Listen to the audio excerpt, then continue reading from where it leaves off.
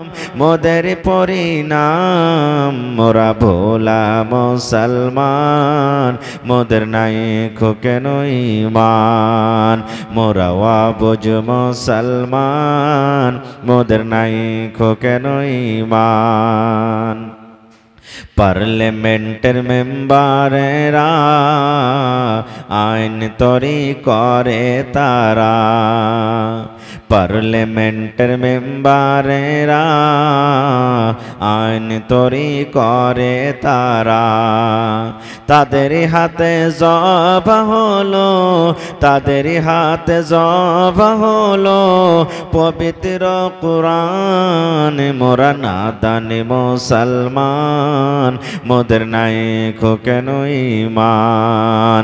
মোরা অবুঝ মুসলমান, মোদের নাই কেন ঈমান। নারে তাকবীর। আজকে জলসার যোগ্যতম শ্রদ্ধেয় সভাপতি সাহেব, উপস্থিত উলামায়ে কেরাম, সামনে বসে থাকা ইসলাম দরদি দিন দরদি ভাই ও বাবাজিরা, পর্দানাসীন মায়েরা খালারা, সমস্ত তারিফ ও গুণগান সে মহান আল্লাহ তাবারাক ওয়া তাআলার জন্য, যে মহান আল্লাহ তাবারাক ওয়া তাআলা এত শীত এত ঠান্ডা থাকা সত্ত্বেও নরম গরম বিছানাকে ত্যাগ করে এই পিন্ডালের তলাতে বসে কিছু বলার ও শোনার তৌফিক দিয়েছেন। তাই আমরা সে আল্লাহ তাবারাক ওয়া তাআলার প্রশংসা করি, অন্তর থেকে মুহাব্বতের সাথে সকলেই পড়েন আলহামদুলিল্লাহ। একটু মুখ খুলে জোর করে পড়েন ভাই আলহামদুলিল্লাহ। তারপর আমাদের শেষ নবী হযরত মুহাম্মদুর রাসূলুল্লাহ পড়েন সাল্লাল্লাহু আলাইহি ওয়াসাল্লামের পর অগণন দারুদ শরীফ শান্তির ধারা বর্ষিত হোক, আমিন। আল্লাহুম্মা সাল্লি আলাইহি আল্লাহুম্মা বারিক আলাইহি। ভাই মুসলমান, আজকে আমি খুতবার পর যে সূরাটা আপনাদের সামনে তেলাওয়াত করেছি সেই সূরাটার নাম বলতে পারবেন আপনারা? বলেন তো সূরাটা কি? হায় আল্লাহ, জালসা শুনতে এসেছেন ভাই, ভোরবেলাতে যদি স্ত্রী পুজ করে, হাজি আব্দুল্লাহর বাপ তুমি যে জালসা শুনতে গেলে কি শুনেছো জি? তাই তো রে, কি শুনেছি জানি না। এরকম জালসা শুনে কাজ দিবে হে ভাই? জালসা শুনতে এসেছি মানে বৈশা কিছু শুনবো। এটা আজকে আপনাদের জন্য মাদ্রাসা, কারণ আপনারা তো কেতাব লিয়ার পড়িতে যেতে পারবেন না, শরম লাগবে। আসলে দিন শিখতে শরীয়ত শিখতে শরম করতে হবে না। আমার সভাপতি সাহেব বসে আছেন, জিজ্ঞাসা করবেন সাহাবায়ে কেরাম আপনাদের মতন বয়স্ক নিয়ে হযরত ওমর রাদিয়াল্লাহু তাআলা আনহু, হযরত আবু বকর রাদিয়াল্লাহু তাআলা আনহু, হযরত উসমান গনি রাদিয়াল্লাহু তাআলা আনহু, এই ধরনের অন্যান্য সাহাবীরা বড় হয়ে হয়ে ইলম শিখেছেন। তারা বড় হয়ে আজকে শিখতে এসেছেন কিছু।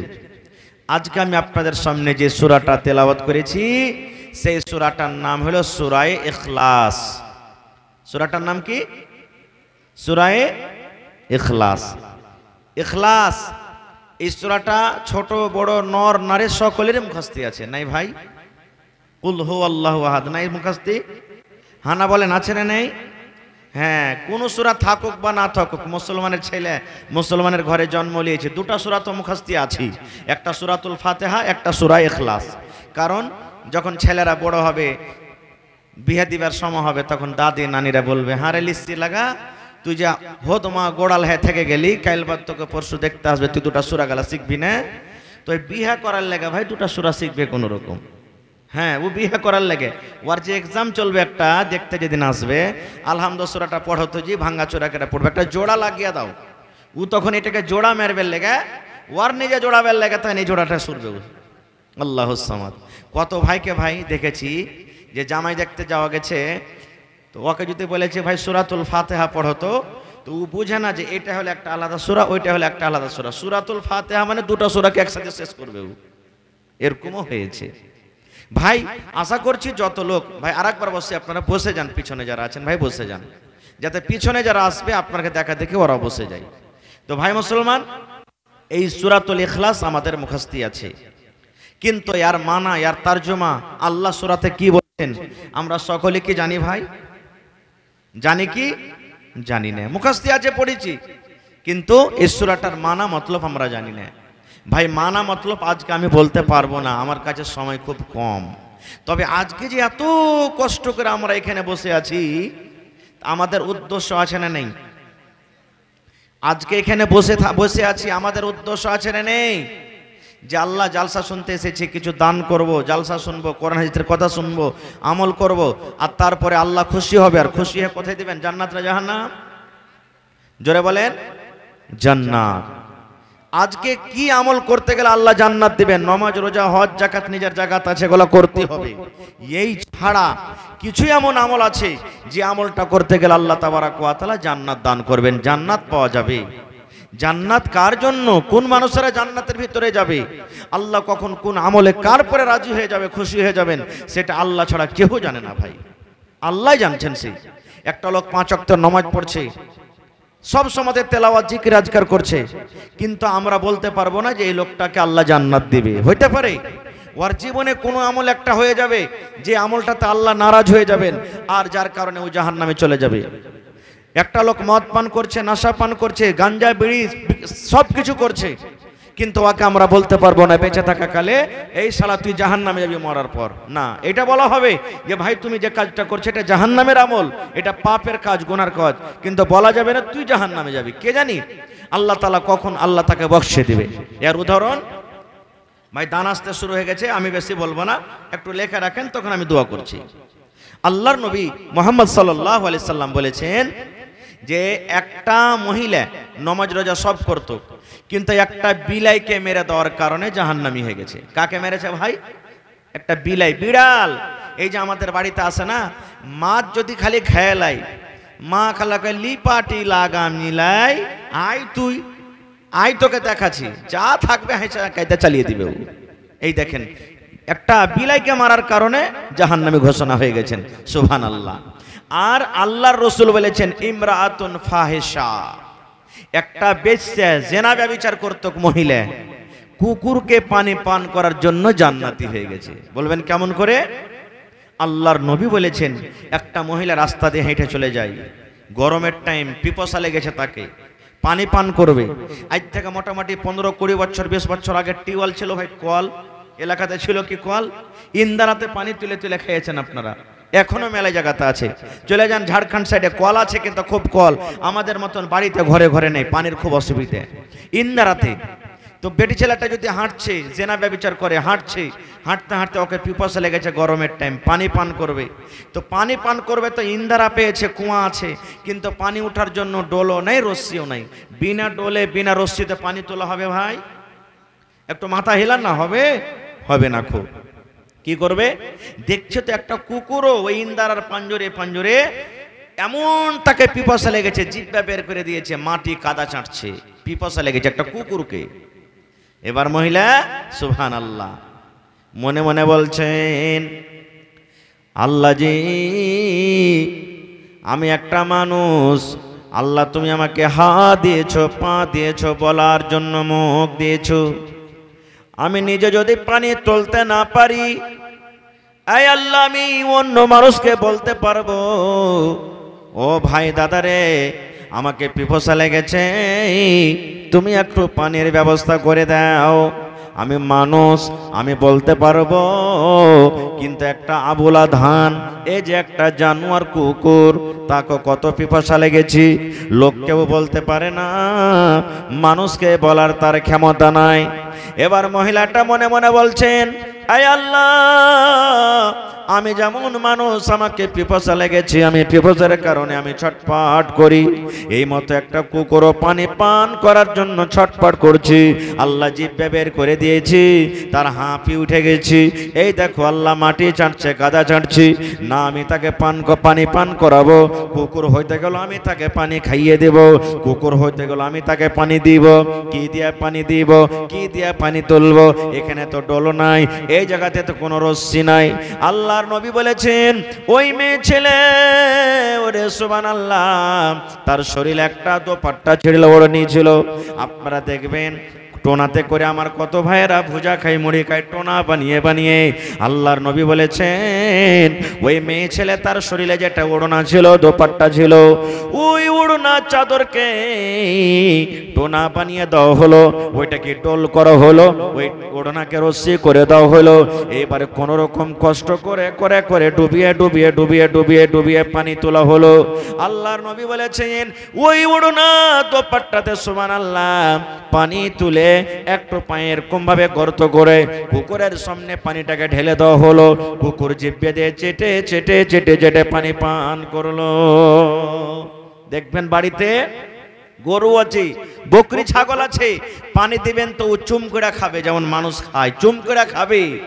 আর কুকুর ওকে পানি দিবেন, মার দিবেন, যাই দিবেন, ও চুম করে খাবে না, জিভে দিয়ে চেটে চেটে খাবে ভাই, জিভে দিয়ে চেটে চেটে খাবে।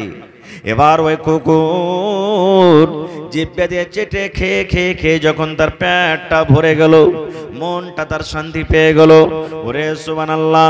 আল্লাহর নবী বলেছেন উম্মত রে, একটা জানিয়া মেয়ে ছেলে, একটা ফায়েসা মেয়ে ছেলে নেকি মনে করে একটা কুকুরকে পানি পান করাইয়া দিল। আল্লাহ রাব্বুল আলামিনকে এই আমলটা এত ভালো লাগলো, আল্লাহ রাব্বুল আলামিনকে এই আমলটা এত পছন্দ হলো। একটা আমল, এই কুকুরকে পানি পান করার কারণে আল্লাহ রাব্বুল আলামিন তার জীবনের গুনাহকে মাফ করে আল্লাহ তাকে জান্নাতে ঘোষণা করে দিলেন। এবার আপনাকে বলি, কুকুর কত বড় নাপাক জানোয়ার, কুকুর কত বড় নাপাক জানোয়ার। আল্লাহর নবী বলেছেন উম্মত রে, কুকুর যদি তোমাদের থালাতে মুখ দিয়ে দেয়, কুকুর যদি তোমাদের ভাতে মুখ দিয়ে দেয়, ওই ভাত তুমি খেও না, ফেলে দাও। তোমাদের রুটিতে মুখ দিয়ে দেয়, রুটি খেও না, তুমি ফেলে দাও। তোমাদের তরকারিতে মুখ দিয়ে দেয়, রুটি খেও না, তুমি ফেলে দাও। আল্লাহর নবী বলেছেন উম্মত, যদি কুকুর তোমাদের হাঁড়িতে বারতানে কড়াইতে মুখ দিয়ে দেয়, তাহলে তোমার বারতানটা অতক্ষণ পর্যন্ত পাক হবে না, পাক হবে না, যতক্ষণ পর্যন্ত 7 বার করে তাকে না ধুবে। একবার তুমি মাটি ছাই দিয়ে মেজে লাও, আর 6 বার এমনি এমনি ধুয়ে লাও। তাহলে বলার উদ্দেশ্য বন্ধরে, কুকুর এত বড় একটা নাপাক জানোয়ার, সেই কুকুর যদি হাঁড়িতে মুখ দিয়ে দেয়, থালিতে বদনাতে মুখ দিয়ে দেয়, 7 বার করে ধুতে হবে, তাইলে সেই বারতানটা পাক হবে। এরকম নাপাক জানোয়ারকে যদি পানি পান করাই আল্লাহ জীবনের গুনাহ মাফ করতে পারে, এরকম কুকুরকে পানি পান করে যদি আল্লাহ জান্নাতে ঘোষণা করতে পারেন, তবে আল্লাহর ঘর বানায় বলেন আল্লাহ রাব্বুল আলামিন গুনাহকে মাফ করে জান্নাতে ঘোষণা করতে পারেন না? পারেন কি পারেন না? জোরে বলেন, পারেন কি পারেন না? আল্লাহুস সামাদ। এই জন্য কোন জীবনের ছোট আমলকে ছোট মনে করতে হবে না। আর একটা হাদিস বলি, আল্লাহর নবী একদিন ফজরের নামাজ পড়ে বসে আছেন, সাহাবায়ে কেরামের দিকে মুখ ঘুরিয়ে নিলেন। নবী বললেন, বেলাল, ও বাবা বেলাল, তুমি কোথায় আছো? এখানে এসো। বেলাল হাজির। আল্লাহ রাসূল বললেন, বেলাল রে, তুমি জীবনে কোন এমন আমল করছে রে বাবা, যে আমলটাতে আল্লাহ রাব্বুল আলামিন তোমার প্রতি রাজি হয়ে গেছেন, খুশি হয়ে গেছেন? এই বেলাল, স্পেশাল ওই আমলটার কারণে আমি জান্নাতের ভিতরে দেখলাম, আমি জান্নাতে নজর করলাম। বেলাল, আমি জান্নাতে পিছনে পিছনে হাঁটছি, আর তুমি আমার আগে আগে খড়ম পেয়ে দিয়ে তুমি হাঁটছো। বেলাল, জীবনে তুমি কোন আমল করছো বাবা, যে আমলের কারণে আমি তোমাকে জান্নাতের ভিতরে আমার আগে আগে হাঁটতে দেখেছি? বলো তো কি? হযরত বেলাল বললেন, ইয়া রাসূলুল্লাহ, আমি তো ওরকম কিছু দেখতে পাই না যে আমি এক্সট্রা কিছু আমল করি। আপনার সাথে আমি নামাজ পড়ি, রোজার মাসে রোজা করি, তেলাওয়াত করি, এই ছাড়া আর কিছু দেখতে পাই না। নবীজি বললেন, বেলাল রে, তুমি স্মরণ করো রে বাবা, মনে করো আমি তোমাকে দেখেছি, তুমি আমার আগে জান্নাতের ভিতরে হাঁটছো। এই করে এবার বেলাল বলছেন, ইয়া রাসূলুল্লাহ, জীবনে আমি একটা আমল করি নবী গো, একটা নেকি মনে আমল করি। কি আমল? বললেন, আল্লাহর নবী গো, নামাজের টাইম হোক কিংবা নাই হোক গো নবীজি, নামাজের টাইম হোক কিংবা না হোক, হয়তো জোহরের টাইম হয়ে গেল, আসরের টাইম হয়ে গেল, মাগরিবের টাইম হয়ে গেল, এশারের টাইম হয়ে গেল, কিংবা নামাজের টাইম হয়নি, বেলা 8টা হয়ে গেল, 10টা বেজে গেল, আল্লাহর নবী গো, আমি যখন ওযু করতাম করতাম, আমার অজু যখন ভাঙতো, আমি যখন নতুন ভাবে অজু করতাম, নামাজের টাইম হোক কিংবা নাই হোক, আমি আল্লাহর ঘরে যেতাম। আর আল্লাহর ঘরে যাওয়ার পর আমি 2 রাকাত আমি নামাজ আদায় করতাম। নামাজের টাইম হইতে গেল আমি 2 রাকাত নামাজ পড়তাম। আর যদি নামাজের টাইম হয়নি, এখনো বেলা 8টা 9টায় হইতে হয়ে আছে, আল্লাহর নবী গো, আমি এই ওযুটার হক আদায় করার জন্য আমি 2 রাকাত করে আমি নামাজ আদায় করতাম। দয়ার নবী বললেন, বেলাল রে, তোমার এই আমলটাতে আল্লাহ রাব্বুল আলামিন খুশি হয়ে গেছেন রে বেলাল। এই আমলটার কারণে আমি তোমাকে জান্নাতের ভিতরে আমার আগে আগে হাঁটতে দেখলাম। নারে তাকবীর। আর এখনকার মানুষ নফল দূরের কথা, মুস্তাহাব নামাজ দূরের কথা, এই যে 12 রাকাত 10 রাকাত সুন্নাতে মুআক্কাদা 5 ওয়াক্ত নামাজ আছে, গোটা মানুষ পড়ে না। ফরজ খানটা কোন রকম পড়লে দেয় উড়ান। হায় আল্লাহ, কেমন করে জান্নাত পাবো রে ভাই? আর একটু আগে চলেন, কি কাজে জান্নাত পাবো? আচ্ছা বলেন তো, আমাদের বাড়িতে এই যত মজলিসে যত মা, খালা, দাদি, ভাই আছেন, ছোটকালে ছোট বাচ্চা মরেছে না মরেনি? মেলে মানুষের বাচ্চা মরেছে, মরেনি ভাই? কেউ 2 বছর বয়সী, কেউ 1 বছর বয়সী, কেউ 6 মাসের, এরকম করে করে কেউ 5 বছরকার, কেউ 2 বছরকার, এরকম ভাবে বাচ্চারা মারা গেছে। আল্লাহর নবী বলেছেন, যখন মালাকুল মউত জান কবজ করতে আসে, আর কোনো বাচ্চা, ছোট ছেলে কিংবা মেয়ে যখন জান কবজ করে চলে যায়, আল্লাহ তাবারাক ওয়া তাআলা ফেরেশতাকে বলেন, রে আমার ফেরেশতা, কাবাজতুম ওয়ালাদা আব্দি। এই ফেরেশতা, ওই চিমনি বাজার নুন গোলা পোখরটলা গ্রামের অমুক বান্দার কলেজা টুকরাকে তুমি কবজ করে নিয়ে আইলে। বান্দারে, আব্দুল্লাহ, আব্দুর রহমান, খালেদ, বাকারের তুমি ছেলের জানকে কবজ করে আইলে। আল্লাহ বলবেন, তখন আল্লাহ তাবারাক ওয়া তাআলার কথা শুনে ফেরেশতা বলবেন, জি আল্লাহ, আমি জান তো কবজ করে এলাম। আল্লাহ তো সবই জানছেন যে জান কবজ করে এসেছে, তবে ফেরেশতার মুখ দিয়ে শুনবেন। এবার আল্লাহ রাব্বুল আলামিন বলবেন, ও মালাকুল মউত আজরাইল রে, যখন তুমি ছেলেটার জান কবজ করো, ওখানে ওর বাপ ছিল না? ছিল না। জি আল্লাহ ছিল। ওখানে ওর মা ছিল? কে ছিল না? জি আল্লাহ ছিল। আল্লাহ বলবেন, বান্দারি, ও আমার ফেরেশতা, যখন তুমি তার ছেলের জান কবজ করো, তার মা বাবা কি পড়েছিল? হাউমা করে কাঁদছিল, আল্লাহ মরে গেলাম, মা মরে গেলাম, আল্লাহ আমার ছেলের জান কবজ হয়ে গেল, এই করে হাউমা করে চিৎকার করছিল না কিছু পড়ছিল? ওরে আমার মায়েরা, খালারা, ভাইয়েরা শুনেন, এইবারে ফেরেশতারা বলবেন, আল্লাহ, আমি যখন ছেলেটার জান কবজ করি, তার কলেজার টুকরার যখন জান কবজ করে আমি এলাম, ওই টাইমে ওই সময়তে তার বাপ বেঁচেছিল, ওই টাইমে ওর মা বেঁচেছিল, ওই টাইমে দাদু দাদি নানা নানি হয়তো বেঁচেছিল। আল্লাহ জি, তার মা বাপ কিন্তু কান্দেনি। আল্লাহ দোয়া পড়েছেন, কি দোয়া? ইন্না লিল্লাহি ওয়া ইন্না ইলাইহি রাজিউন, আল্লাহুম্মা আজুরনি ফি মুসিবাতি ওয়া আখলিফ লি খায়রাম মিনহা। মা মরে গেছে, খবর পেয়ে নিলেন, আব্বা মরে গেছেন, দাদু মারা গেছেন, দাদি মারা গেছেন, বিবি মারা গেল, স্বামী মারা গেল। এ আমার ভাইয়েরা, মায়েরা, খালারা, আল্লাহ বলেন, আল্লাহ রাসূল বলেছেন, উম্মত, যখন তুমি মৃত্যুর সংবাদ পাবে, যখন তোমার আত্মীয়র মধ্যে মৃত্যুর খবর পেয়ে যাবে, তখন তুমি এই দোয়াটা পড়িও, ইন্না লিল্লাহি ওয়া ইন্না ইলাইহি রাজিউন, আল্লাহুম্মা আজুরনি ফি মুসিবাতি ওয়া আখলিফ লি খায়রাম মিনহা। নারে তাকবীর। আল্লাহর নবীর স্ত্রী উম্মে সালমা, তখন কিন্তু নবীর সাথে বিয়ে হয়নি, ইয়ার স্বামীটা যখন মারা গেল আবু সালমা, তখন নবীর কানে খবর গেল যে উম্মে সালমার পুরুষ আবু সালমা মারা গেল।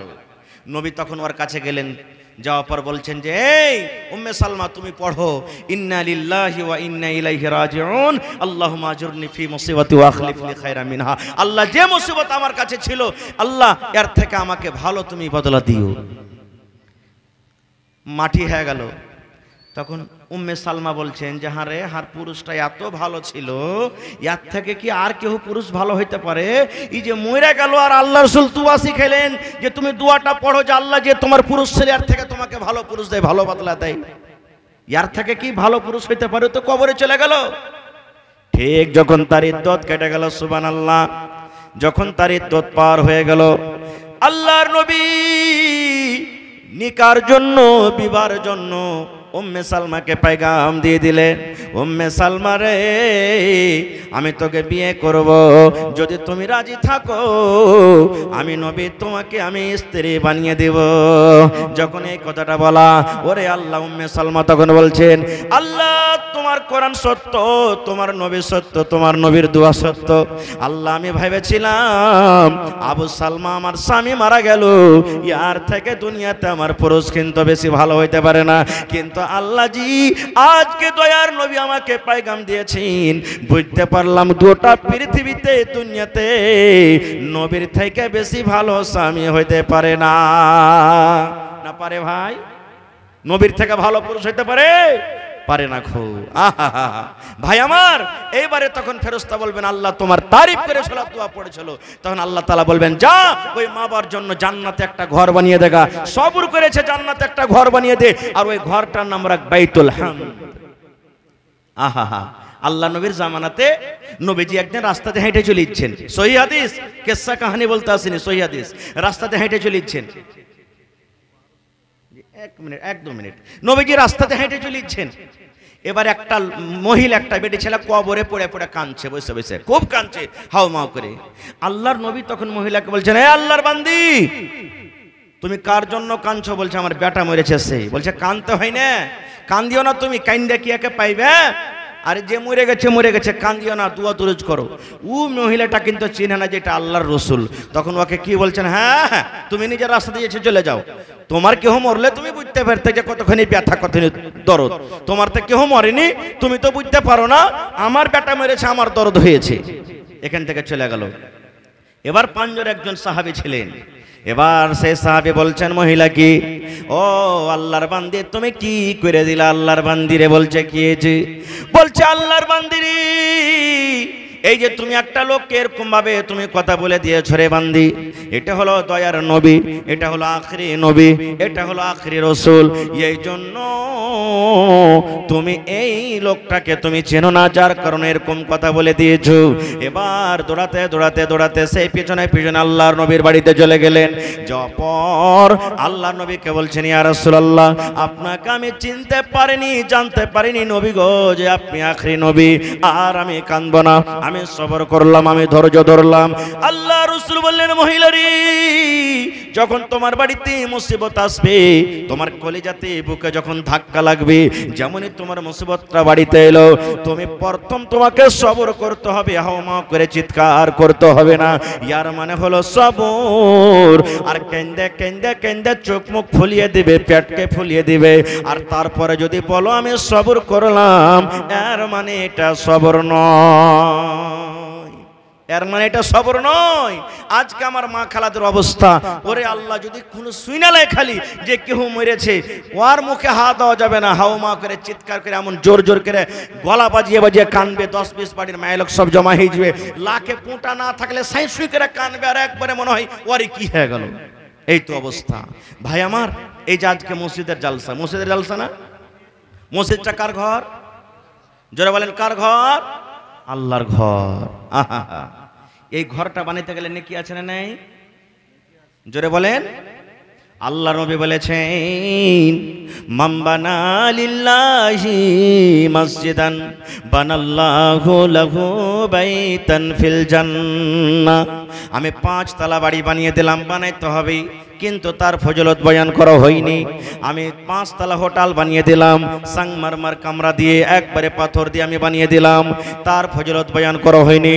আল্লাহ রাসূল বলেছেন, ও চিমনি বাজার এলাকার মায়েরা, খালারা, ভাইয়েরা শুনেন, দয়ার নবী বলেছেন, উম্মত রে, যদি তোমরা আল্লাহর একখানা ঘর বানিয়ে দাও, আল্লাহর ইবাদতখানা যদি বানিয়ে দাও, আল্লাহ রাব্বুল আলামিনের ইবাদত করার জন্য, আল্লাহকে রাজি করার জন্য, 5 ওয়াক্ত নামাজ পড়ার জন্য, তাসবিহ তাহলিল জিকির আজকার করার জন্য, আল্লাহর যদি এখন ঘর বানিয়ে দাও রে উম্মত, বানাল্লাহু লাহু বাইতান ফিল জান্নাহ, আল্লাহ রাব্বুল আলামিন তোমার জন্য জান্নাতের ভিতরে এখন ঘর বানিয়ে দিবেন।